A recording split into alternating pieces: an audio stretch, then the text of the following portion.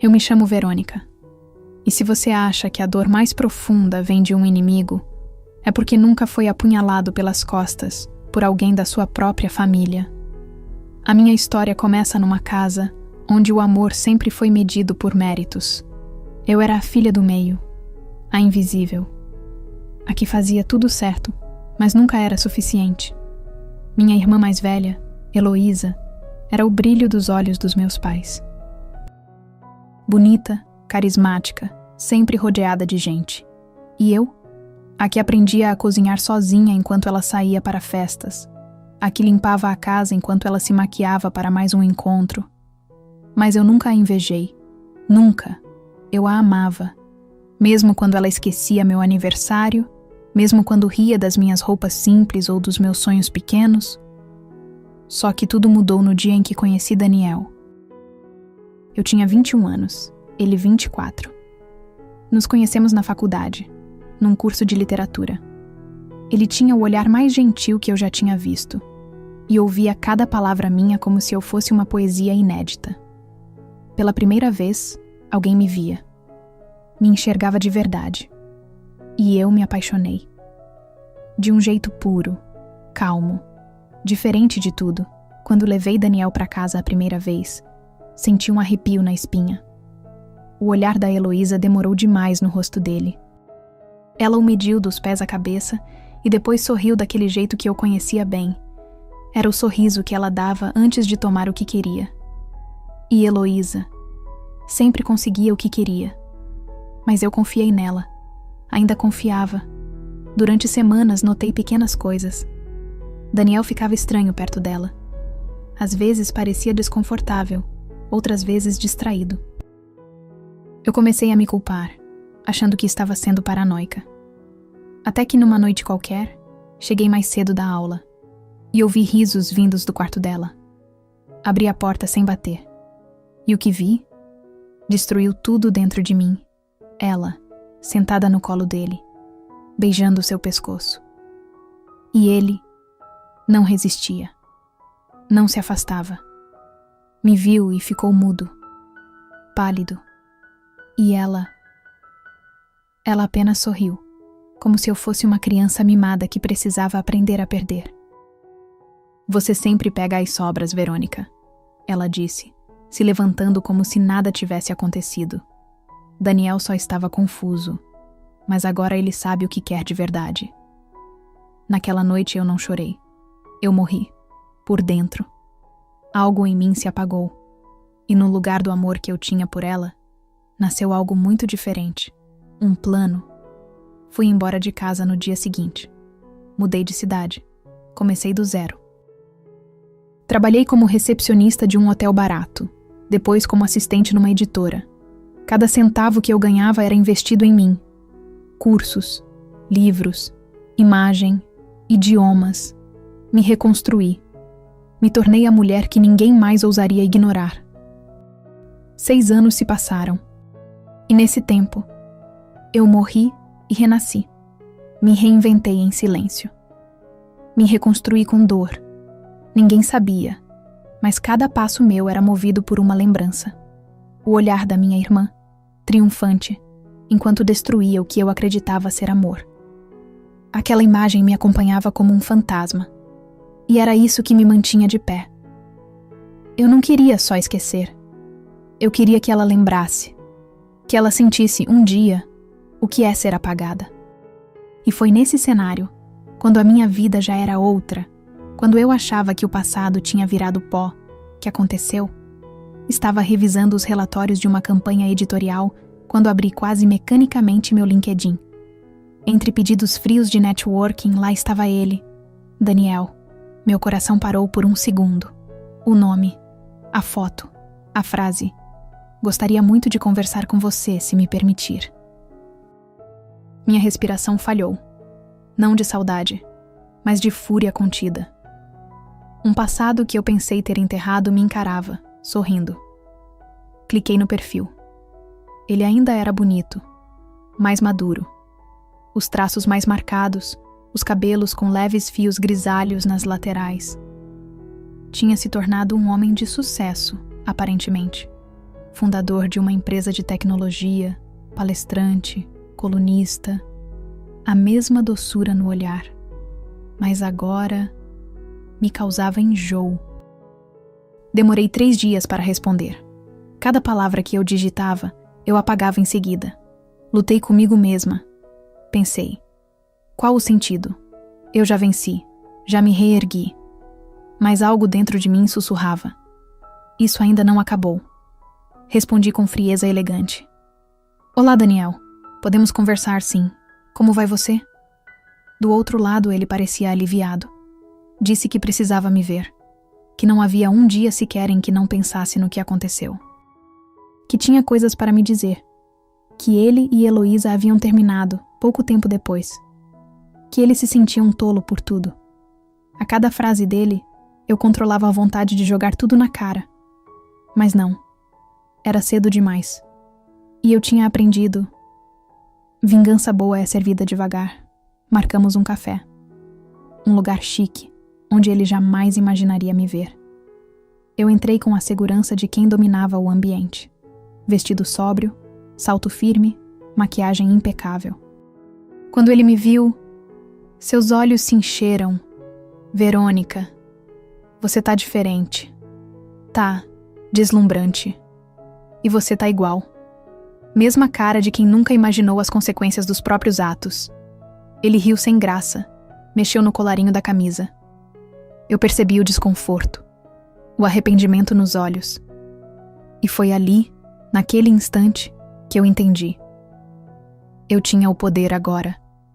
E o que fiz com isso? Ele jamais esqueceria, e Heloísa, muito menos. Ele pediu desculpas. Com todas as palavras, falou que foi fraco, que se deixou levar pela sedução da Heloísa, que estava vulnerável, que não sabia o que sentia. Tantas desculpas, tantas tentativas de limpar uma traição que nunca deixou de sangrar em mim. Eu te amava, Verônica, de verdade, e nunca consegui me perdoar por tudo aquilo. Eu ouvi, calmamente, com um leve sorriso, e pela primeira vez, eu menti olhando nos olhos de alguém com a alma em chamas.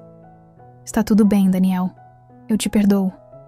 Ele parecia aliviado, como se o perdão lavasse sua culpa, mas mal sabia ele, que era só o início. A partir daquele dia, começamos a nos ver com frequência. Cafés se tornaram jantares. Jantares se tornaram fins de semana juntos. E cada encontro era uma oportunidade para eu observar, manipular, criar memórias.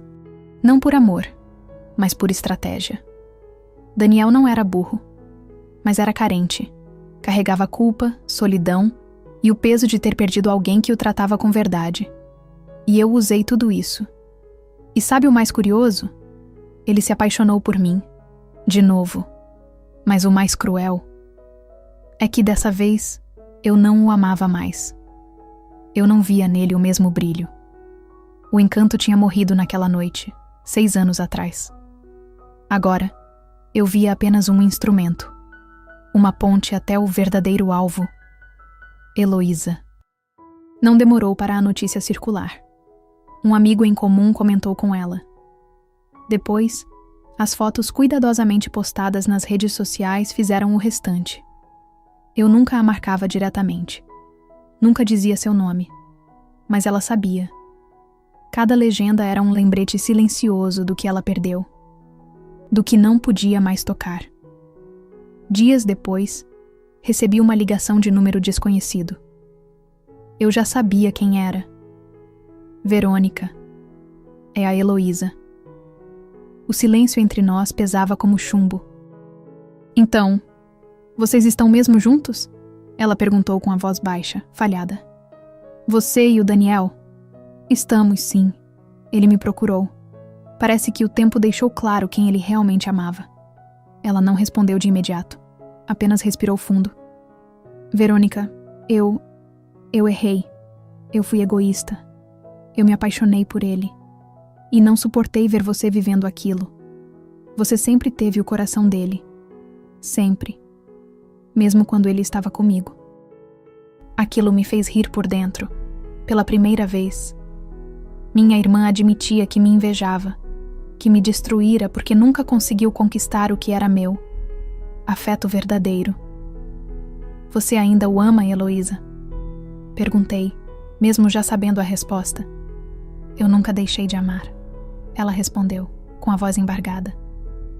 Então continue assistindo ele me amar. Continue vendo o que você nunca vai poder ter de novo. Ela chorou. Eu ouvi. E pela primeira vez, foi música para os meus ouvidos. Mas eu não parei por aí. Preparei tudo para o momento final. Um jantar. Amigos, família, fotógrafos discretos. E um pedido de casamento, que eu sabia que viria. Porque eu fiz ele acreditar que era o que eu mais sonhava. E veio. Daniel se ajoelhou, com as mãos trêmulas, os olhos brilhando. Verônica, eu te amo. Quer casar comigo? Eu disse sim, mas não pelo amor, pelo impacto. Postei a foto do anel. Mencionei que foi o homem da minha vida quem me pediu em casamento. Deixei as marcações abertas. E ela viu. Eu sei que viu. Pouco tempo depois, Heloísa me mandou a última mensagem. Você venceu, mas me diga, valeu a pena? Eu não respondi, porque não era para ela saber. Era para sentir. Cada dia, cada noite, cada lágrima engolida por mim no passado. Agora era dela. Mas não parei no casamento.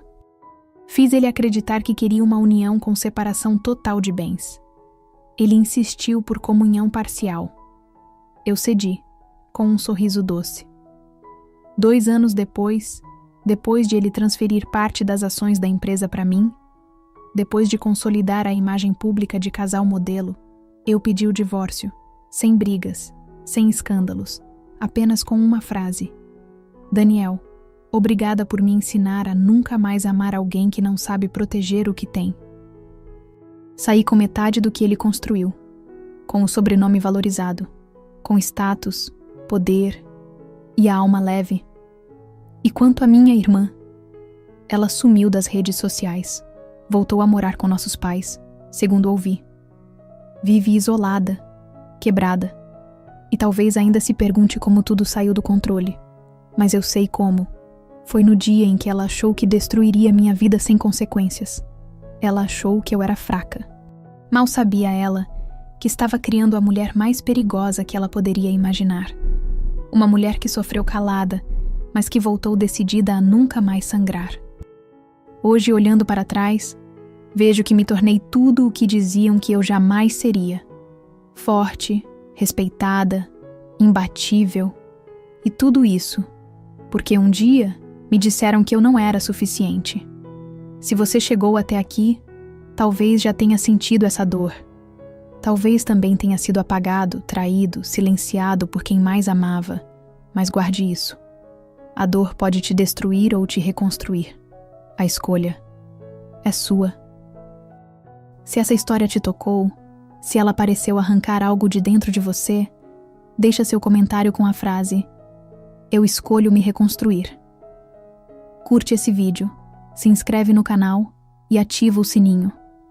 Não só para não perder nenhuma história, mas para lembrar, todos os dias, que até os corações partidos podem se tornar os mais fortes.